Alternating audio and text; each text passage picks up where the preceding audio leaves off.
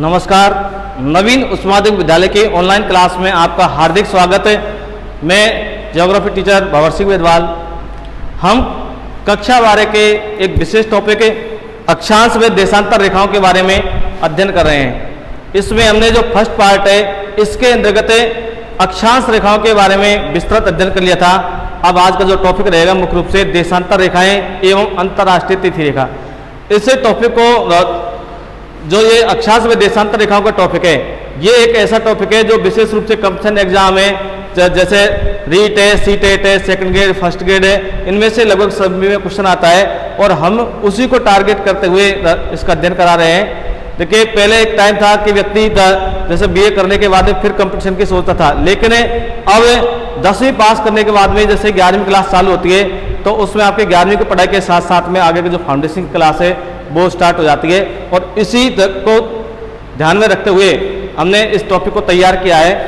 तो देखिए, अक्षांश व देशांतर रेखाएं। अक्षांश व देशांतर रेखाएं क्या होती है कि यदि हम ग्लोब को देखें तो ग्लोब पर उत्तर से दक्षिण की ओर तथा पूरब से पश्चिम की ओर कुछ रेखाएं खिंची होती है। ग्लोब पर उत्तर से दक्षिण की ओर तथा पूरब से पश्चिम की ओर कुछ रेखाएं खिंची होती है। इन रेखाओं को अक्षांश व देशांतर रेखाएं कहते हैं और अक्षांश व देशांतर रेखाओं का जाल भूग्रिड कहलाता है। अक्षांश व देशांतर रेखाओं का जाल भूग्रिड कहलाता है। अब इनकी आवश्यकता क्यों पड़ती है अक्षांश व देशांतर रेखाओं की कि पृथ्वी का जो आकार है बहुत बड़ा है। जैसे पृथ्वी पर कहीं पर्वत है, कहीं पठार है, मैदान है, झील है, कहीं समुद्र है, तो किसी भी स्थान की स्थिति का सही निर्धारण करने के लिए या किसी भी स्थान की स्थिति का सही पता लगाने के लिए अक्षांश व देशांतर रेखाओं की कल्पनाएं की गई। तो ये काल्पनिक रेखाएं या मानक रेखाएं हैं और इनका उपयोग विशेष रूप से नाविकों के लिए या वायुयान चालकों के लिए उपयोगी होता है। तो देखिए, अक्षांश रेखाएं और देशांतर रेखा, अक्षांश रेखाएं लेटिट्यूड और देशांतर रेखाएं लॉन्गिट्यूड रेखाएं। तो अक्षांश रेखाओं के बारे में हमने अध्ययन कर लिया था। अब देशांतर रेखाएं। तो देशांतर रेखाएं क्या होती है? तो ये ग्लोब है, ग्लोब पर उत्तरी ध्रुव से दक्षिण ध्रुव, जैसे आप देखिए ये ग्लोब है और इसी ग्लोब का ये उत्तरी ध्रुव है और ये दक्षिण ध्रुव है। तो इस तरह उत्तरी ध्रुव से दक्षिणी ध्रुव की ओर जो रेखाएं खिंची रहती है, जैसे खरबूजे में कलियां होती है, इस तरह से ये रेखाएं खिंची हुई होती है। तो उत्तरी ध्रुव से दक्षिण ध्रुव की ओर जो खींची गई रेखाएं वो देशांतर रेखाएं कहलाती है। और जो आडी रेखाएं होती है, जैसे ऐसे बना लो आडी, यहाँ यानी अक्षांश रेखाएं, तो ग्लोब पर जो पूरब से पश्चिम की ओर जो वृत्ताकार रेखाएं होती है वो तो कहलाती है अक्षांश रेखाएं और जो खड़ी वाली होती है वो देशांतर रेखाएं। तो देखिए, ग्लोब पर उत्तरी ध्रुव से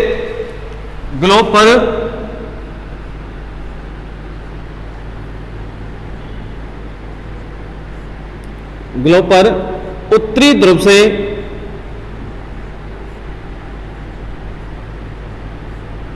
दक्षिण ध्रुव को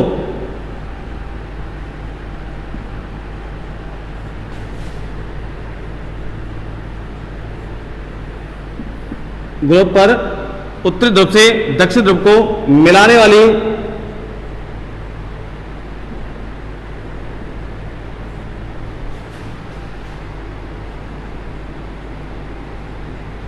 वाली काल्पनिक रेखाएं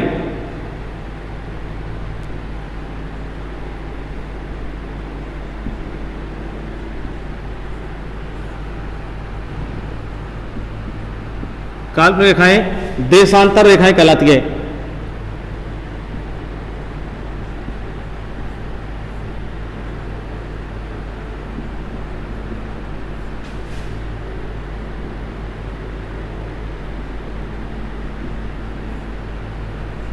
ग्लोब पर उत्तरी ध्रुव से दक्षिण ध्रुव को मिलाने वाली देशांतर रेखाएं कहलाती है। या किसी स्थान की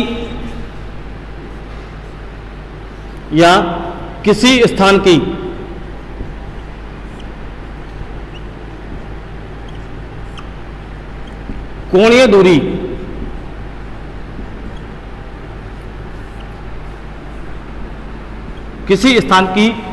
दूरी जो प्रधान यामोत्तर यानी 0 डिग्री रेखा, जो 0 डिग्री है, 0 डिग्री रेखा या ग्रीनविच रेखा,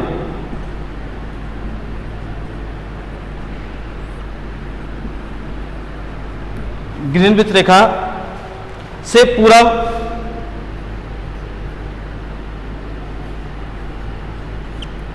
पूर्व व पश्चिम,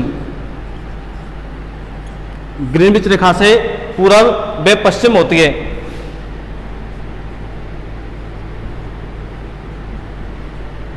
देशांतर रेखाएं कहलाती है।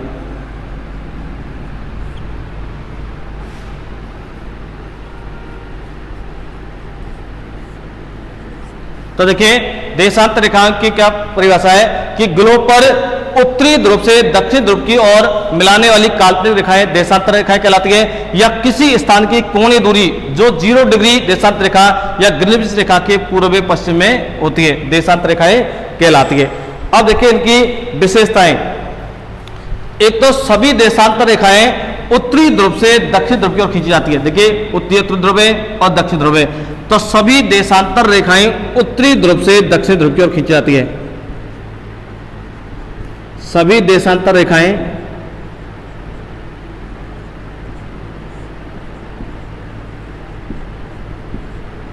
उत्तरी ध्रुव से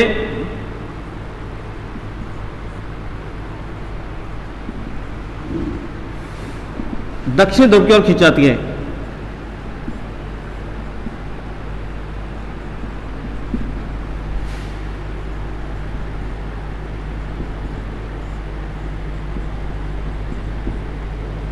सभी देशांतर रेखाएं उत्तरी ध्रुव से दक्षिण ध्रुव की ओर खींची जाती है। और ग्रीनविच वेधशाला जो लंदन में स्थित है, ग्रीनविच वेधशाला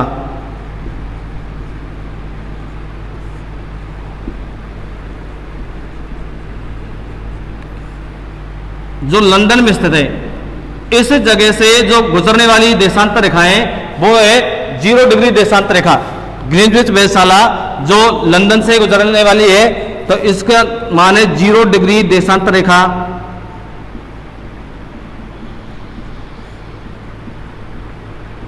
या ग्रीनविच रेखा कहलाती है।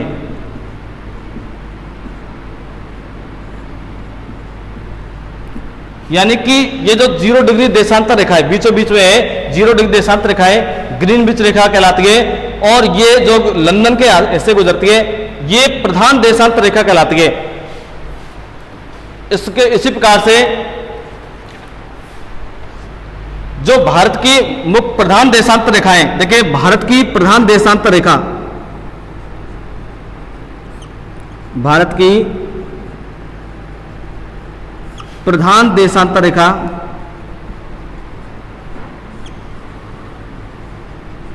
साढ़े 82 डिग्री पूर्वी देशांतर रेखा है। भारत की प्रधान देशांतर रेखा 82.5 डिग्री पूर्वी देशांतर रेखा है, जो इलाहाबाद के नैनी नामक स्थान से गुजरती है। इलाहाबाद के नैनी नामक स्थान, इसमें वर्तमान में नाम नैनी का मिर्जापुर है, मिर्जापुर वर्तमान नाम है मिर्जापुर। तो अब देखिए ग्रीनविच जो 0 डिग्री देशांतर रेखा है, ये 0 डिग्री देशांतर रेखा ग्रीनविच रेखा कहलाती है। और ये इसकी प्रधान देशांतर रेखा कहलाती है। ग्रीनविच यानी GMT, ग्रीनविच मीन टाइम, इस जगह से समय का निर्धारण किया जाता है, टाइम का निर्धारण किया जाता है। अब आती है देशांतर रेखाएं, कुल देशांतर रेखाएं। कुल देशांतर रेखाएं 360 होती है। 360 देखिए 180 तो होती है पूर्वी गोलार्ध में और 180 होती है पश्चिमी गोलार्ध में। तो कुल देशांतर रेखाएं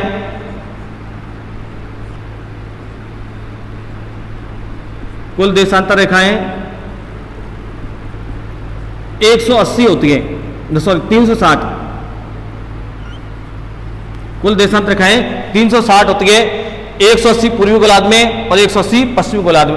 अब आपके दिमाग में एक बात और आ रही होगी कि अक्षांश रेखाएं तो 181 थी कि 90 तो उत्तरी गोलार्ध में, 90 दक्षिण गोलार्ध में, और एक जो 0 डिग्री देशांतर रेखा है भूमध्य रेखा है, इसको भी सम्मिलित किया गया था। लेकिन इसके अंतर्गत ग्रीनविच रेखा को सम्मिलित क्यों नहीं किया जाता?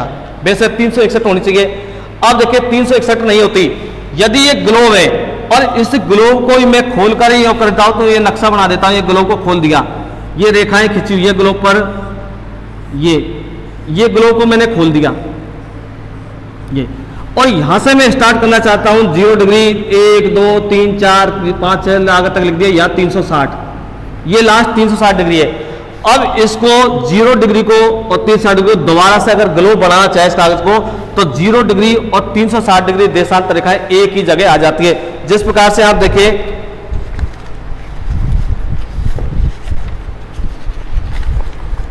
कि यदि ये कागज है और मैं यहां से स्टार्ट करूं 0 डिग्री लिखना कि 0 1 2 3 4 5 6 7 है, यहां तो 360 लिख दिया।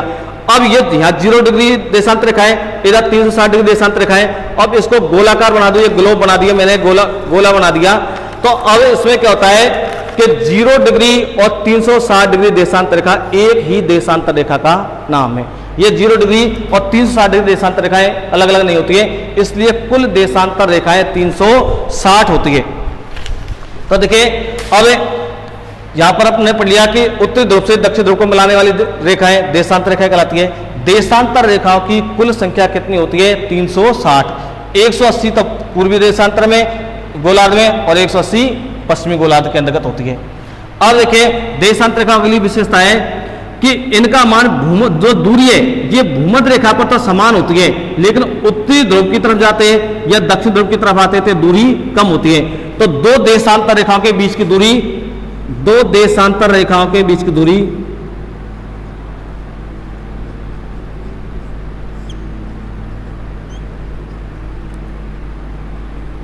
दो देशांतर रेखाओं के बीच की दूरी भूमध्य रेखा पर समान होती है।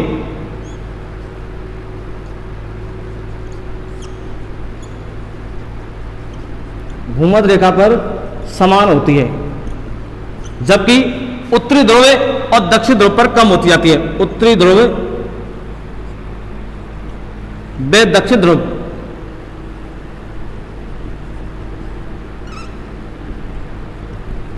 की ओर कम होती जाती है।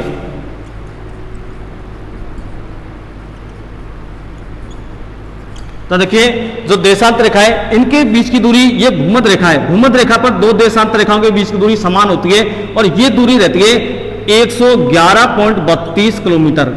दो देशांतर रेखाओं के बीच की दूरी 111.32 किलोमीटर होती है, जबकि अक्षांश रेखाओं के बीच की दूरी 111 किलोमीटर होती है। अब भूमध्य रेखा से ये उत्तरी ध्रुव और दक्षिण ध्रुव की ओर ये दूरी कम होती जाती है। अब देखिए टोटल देशांतर है 360। इससे पहले मैं आपको यह बता दूं कि दो देशांतर रेखाओं के बीच का जो ये स्थान है ये कहलाता है गौरे। दो देशांतर रेखाओं के बीच का स्थान गौरे कहलाता है। अब टोटल देशांतर रेखाएं 360 है। पृथ्वी पश्चिम से पूरब की तरफ घूमती है, पृथ्वी पश्चिम से पूरब की तरफ। देखिए कि ये ग्लोब है, ये अब इधर इसमें ये पश्चिम है और ये पूरब है, तो पृथ्वी पश्चिम से पूरब की ओर घूमती है। तो देखिए पृथ्वी को 1 डिग्री देशांतर पार करने में 4 मिनट का समय लगता है। 1 डिग्री देशांतर घूमने में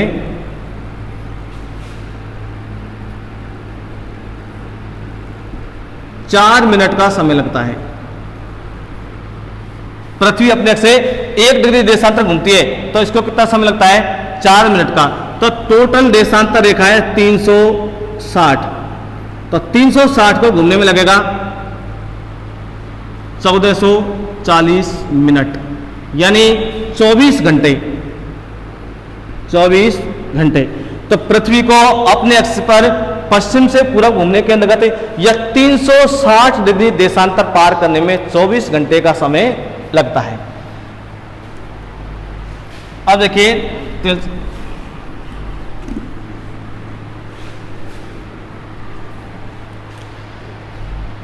सूर्य पूरब में उदय होता है, इधर से सूर्य जैसे यहां से उदय होता है, ये पूरब में, और पूरब से पश्चिम की तरफ आता है, इधर ये पश्चिम की तरफ आता है।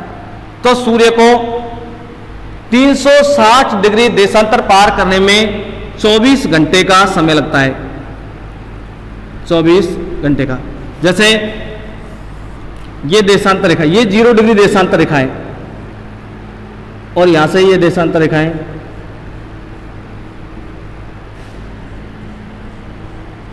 इस तरह से 180 ये पूरब में है और 180 पश्चिम में है।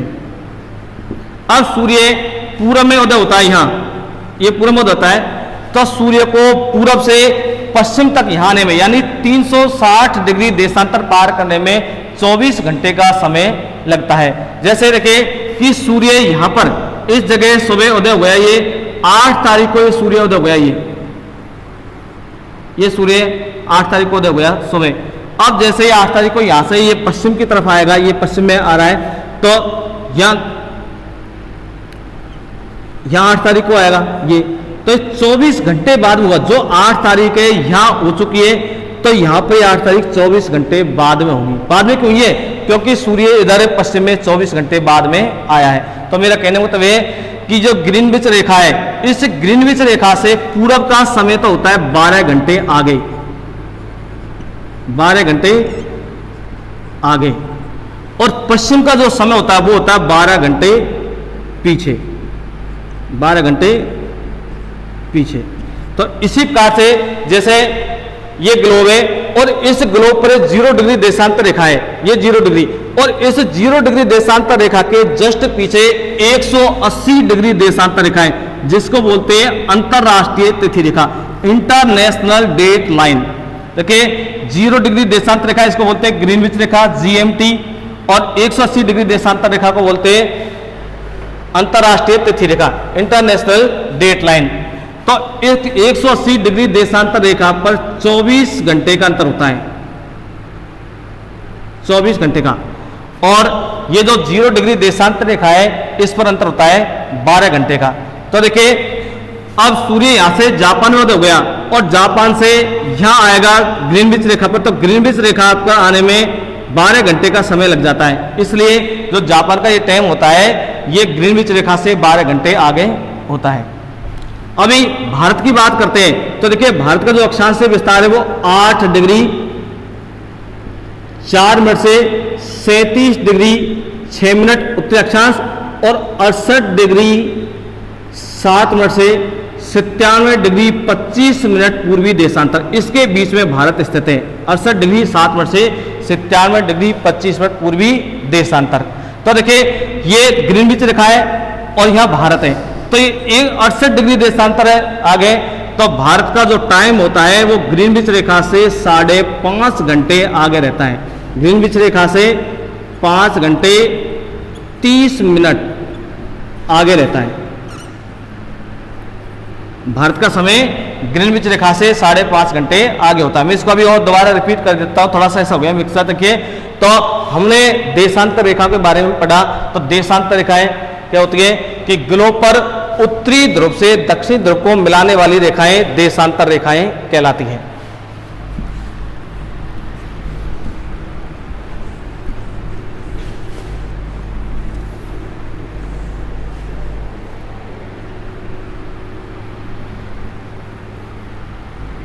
तो देखिए ग्लोब पर उत्तरी ध्रुव से दक्षिणी ध्रुव को मिलाने वाली रेखाएं देशांतर रेखाएं कहलाती हैं। उत्तरी ध्रुव से दक्षिणी ध्रुव, ग्लोब पर उत्तरी ध्रुव से दक्षिणी ध्रुव को मिलाने वाली रेखाएं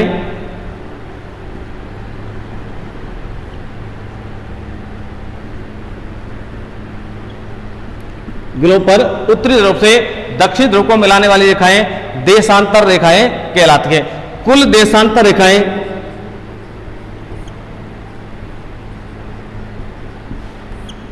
कुल देशांतर रेखाएं 360 होती है। 180 पूर्वी गोलार्ध में प्लस 180 पश्चिमी गोलार्ध में, 180 पूर्वी गोलार्ध में और 180 पश्चिमी गोलार्ध में। दो भूमध्य रेखा पर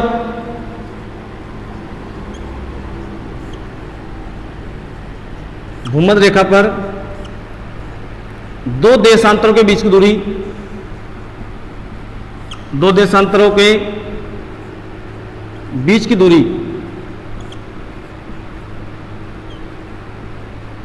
समान होती है।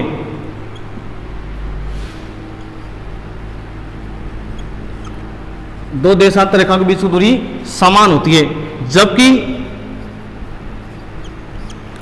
उत्तरी ध्रुव वे दक्षिण ध्रुव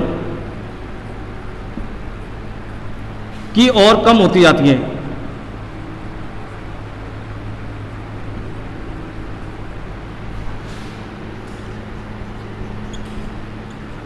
उत्तरी ध्रुव और दक्षिण ध्रुव के बीच दूरी कम होती जाती है। और दो देशांतर रेखाओं के बीच की दूरी 111.32 किलोमीटर होती है। दो देशांतर रेखाओं के बीच की दूरी 111.32 किलोमीटर होती है। और दो देशांतर रेखाओं के बीच का स्थान गौरे कहलाता है। गौरे, ठीक है। पृथ्वी को 1 डिग्री देशांतर घूमने में 4 मिनट का समय लगता है। पृथ्वी को 1 डिग्री देशांतर घूमने में 4 मिनट का समय लगता है। इसलिए 360 डिग्री देशांतर घूमने में 24 घंटे का समय लगता है। कितना? 24 घंटे का। और जो प्रधान देशांतर रेखा है, प्रधान देशांतर रेखा,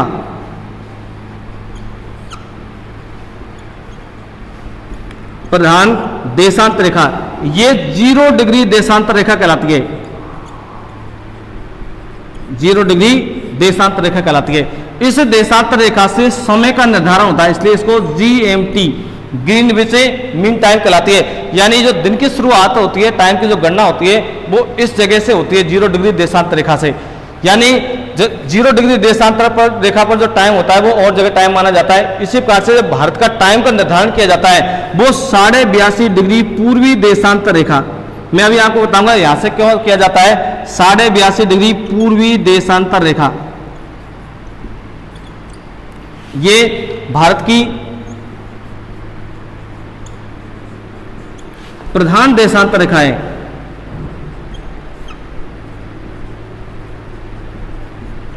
प्रधान देशांतर रेखा है और यहां से भारत का समय निर्धारित किया जाता है।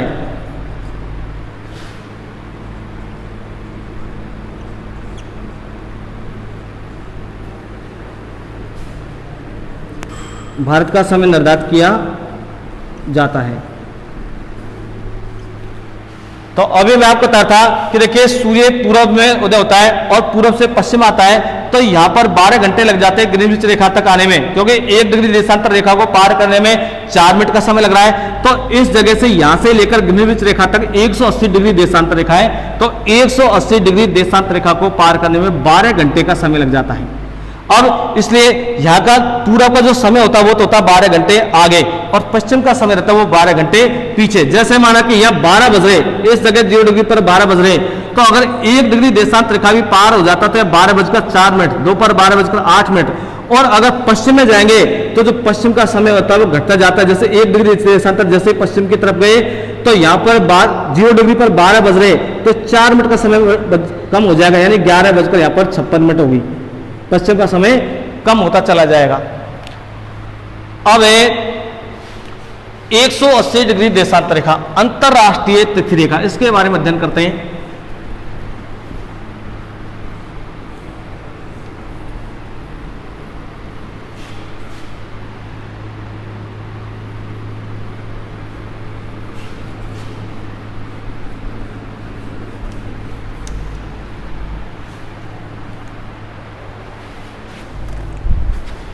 अगले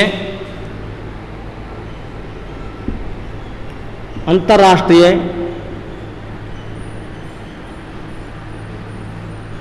तिथि रेखा या 180 डिग्री देशांतर रेखा, इंटरनेशनल डेट लाइन। तो देखिए जैसे ये ग्रीनविच रेखा थी, यहां ये ग्रीनविच रेखा है और इस ग्रीनविच रेखा के जस्ट पीछे 180 डिग्री देशांतर रेखा है। अब इस देशांतर रेखा की सबसे जो महत्वपूर्ण विशेषता है वो विशेषता ये है कि सभी देशांतर रेखाएं सीधी है, लेकिन इस देशांतर रेखा को 2-3 जगह से इस तरह से मुड़ाया गया है। ये सीधी नहीं है, देशांतर रेखा सीधी नहीं है, इसको पूर्व में पश्चिम में खिसकाया गया है। तो इसका क्या कारण है देखिए,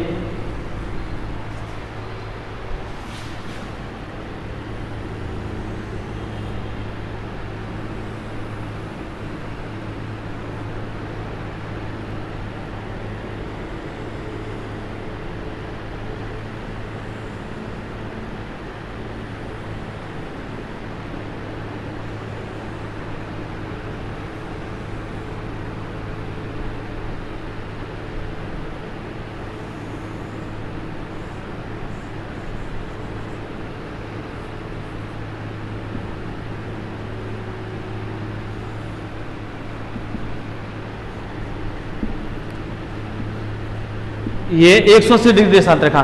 तो देखिए ये पूर्व पश्चिम देशांतर को मिलाने वाला बिंदु होता है। यह पूर्व व पश्चिम देशांतर को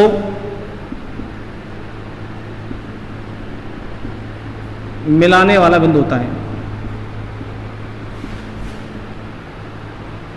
पूर्व में पश्चिमी देशांतर को मिलाने वाला बिंदु होता है। और यह आर्कटिक महासागर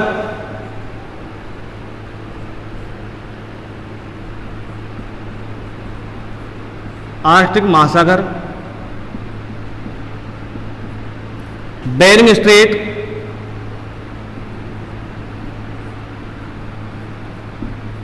वे प्रशांत महासागर से गुजरती है।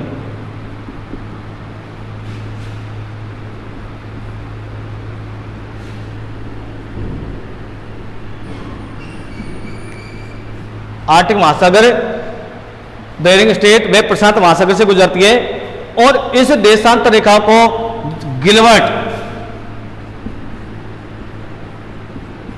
गिलबर्ट समाओ, अलास्का आदि में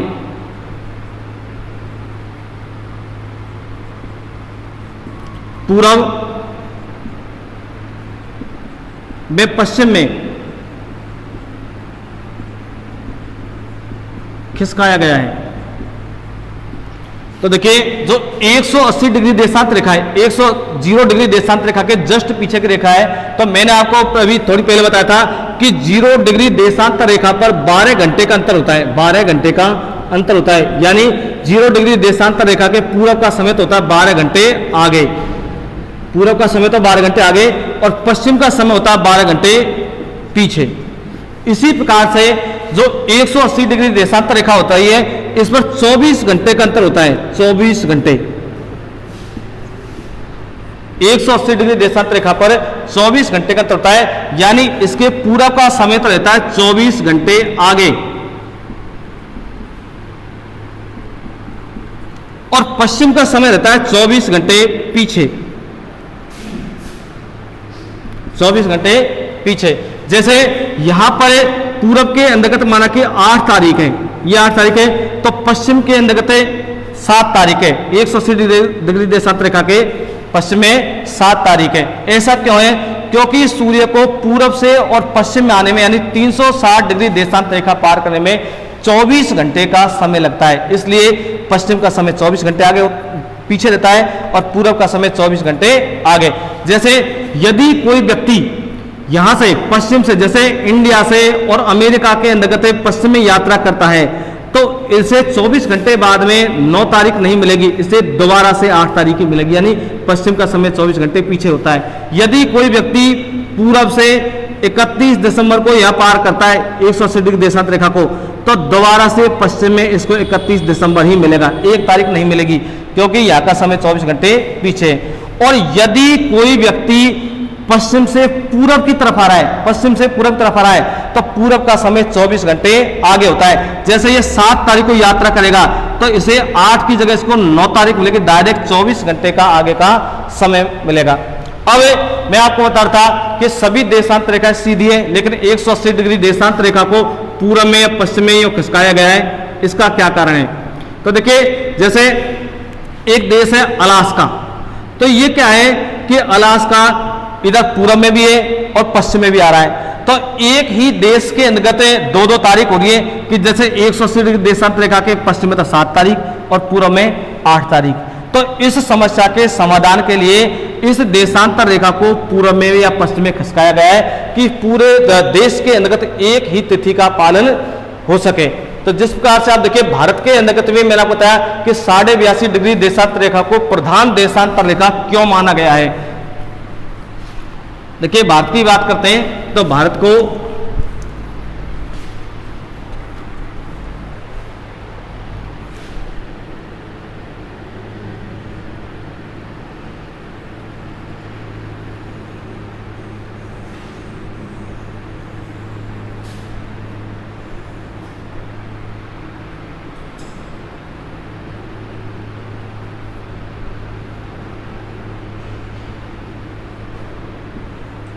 तो देखिए भारत का अक्षांशीय विस्तार 8 डिग्री 4 मिनट उत्तरी अक्षांश से 37 डिग्री 6 मिनट उत्तरी अक्षांश तथा 68 डिग्री 7 मिनट से 97 डिग्री 25 मिनट पूर्वी देशांतर है।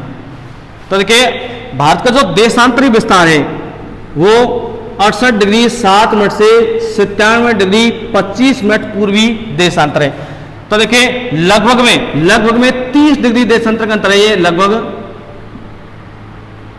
पूरब से और पश्चिम में 30 डिग्री देशांतर का अंतर है। तो देखिए सूर्य पूर्व में उदय होता है, जैसे यह अरुणाचल प्रदेश में उदय होता है। अब सूर्य को पूरब से और पश्चिम तक आने में ये लगभग 30 डिग्री देशांतर पार करने पड़ेंगे। तो देखिए मैंने अभी आपको बताया कि 1 डिग्री देशांतर को पार करने में 4 मिनट का समय लगता है, तो 3 डिग्री देशांतर को पार 30 डिग्री देशांतर को पार करने में 120 मिनट यानी 2 घंटे का समय लगता है। तो देखिए कि सूर्य को पूरब से और पश्चिम में यहां तक 180 डिग्री देशांतर पार करने में 2 घंटे का समय लगेगा। कितना? 2 घंटे का। तो इसका मतलब ये हो गया कि पूरब का समय तो 2 घंटे आगे और पश्चिम का समय 2 घंटे पीछे, और प्रत्येक देशांतर रेखा पर 4 मिनट का समय का अंतर हो जाता है, यानी कि इसके पूरब का समय तो 4 मिनट आगे और पश्चिम का समय 4 मिनट पीछे। तो देखिए पूरे भारत के अंतर्गत अलग अलग टाइम हो गया। तो इस टाइम को निर्धारित करने के लिए एक 82.5 डिग्री पूर्वी देशांतर रेखा है, 82.5 डिग्री पूर्वी देशांतर रेखा। इस देशांतर रेखा को प्रधान देशांतर रेखा माना गया है।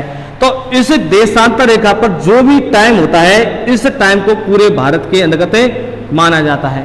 तो देखिए आज हमने देशांतर रेखाओं के बारे में विस्तृत अध्ययन किया। इससे पहले हमने अक्षांश रेखाओं के बारे में अध्ययन किया।